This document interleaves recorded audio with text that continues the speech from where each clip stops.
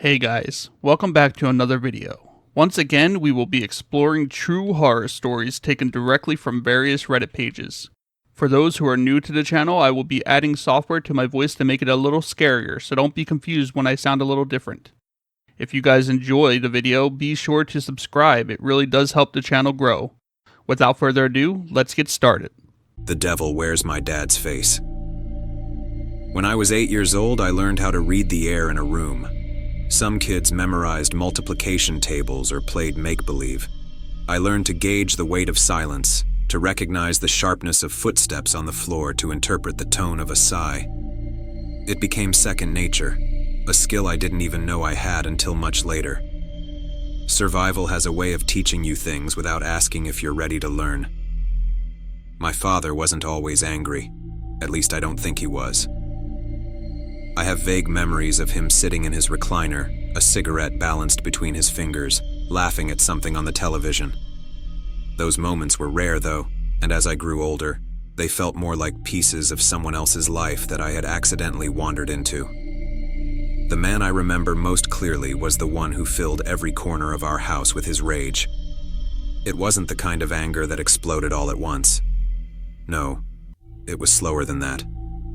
It simmered, building under the surface until the smallest spark set it off. A glass left on the table, a shoe not placed neatly by the door, a toy left in the wrong room. Those were the kinds of things that turned his voice into a weapon, his hands into something I flinched away from.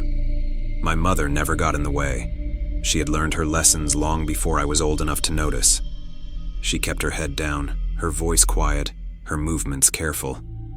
I used to wonder why she didn't leave, why she stayed and let him do what he did. But as I grew older, I began to understand. Fear is a powerful thing. It roots you in place, wraps itself around you until escape feels impossible. I was 10 the first time I tried to run away. I had packed a bag with some clothes, a book, and the little bit of cash I had saved from doing odd jobs for the neighbors. I waited until the house was dark and silent, my father's snores rumbling through the walls, before I slipped out the back door. The night air was cold, but it felt good on my skin, like freedom. I made it 3 blocks before I stopped, sitting on the curb and staring at the empty street ahead of me. I didn't know where to go.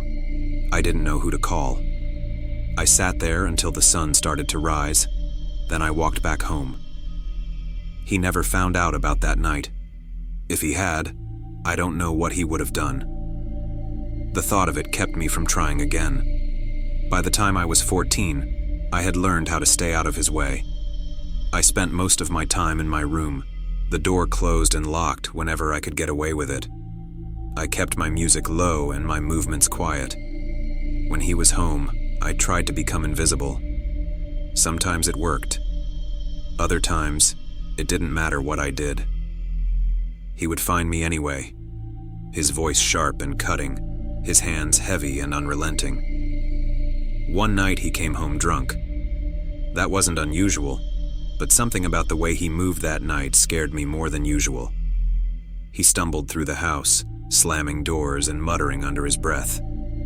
I stayed in my room, my heart pounding in my chest, waiting for the inevitable. When he finally reached my door, I could hear the anger in his voice before he even spoke. "Open the door," he growled. I didn't move. I thought maybe if I stayed quiet, he would leave.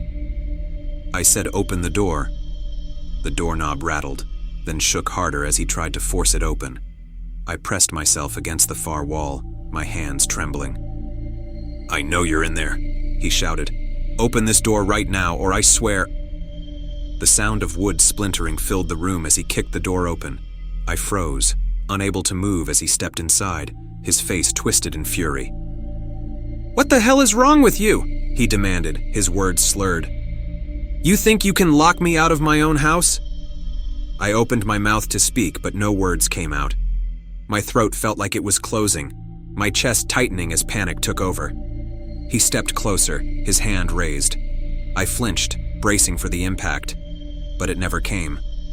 Instead, he grabbed the lamp on my bedside table and hurled it against the wall.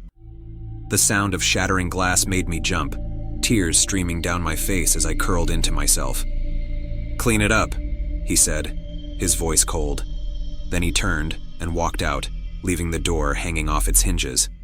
I didn't move for a long time. When I finally did, my hands shook so badly I could barely hold the broom. I swept up the broken glass and threw it away, then sat on my bed and stared at the floor until the sun came up. That night was a turning point for me.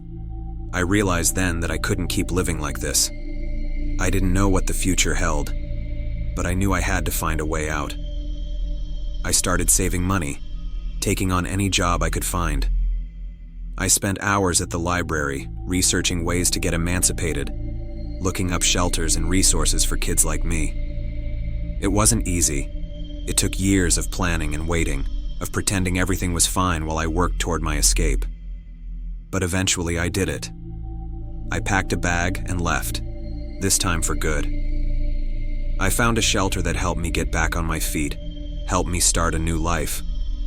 I wish I could say I left it all behind, but the truth is, the scars my father left, both the ones you can see and the ones you can't, will always be with me. I still flinch at loud noises. I still have nightmares. But I'm free now, and that's something he can never take from me.